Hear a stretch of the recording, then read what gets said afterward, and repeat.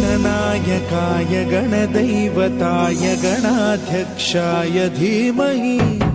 गुणशरीराय गुणमण्डिताय गुणेशानाय धीमहि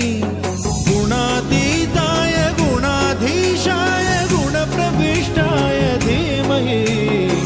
एकदन्ताय वक्रतुण्डाय गौरीतनयाय धीमहि